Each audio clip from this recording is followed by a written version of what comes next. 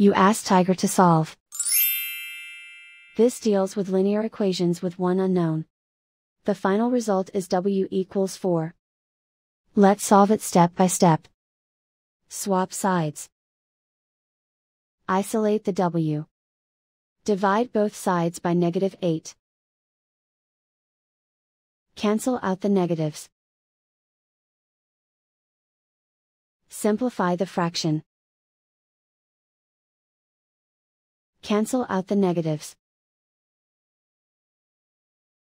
Find the greatest common factor of the numerator and denominator. Factor out and cancel the greatest common factor.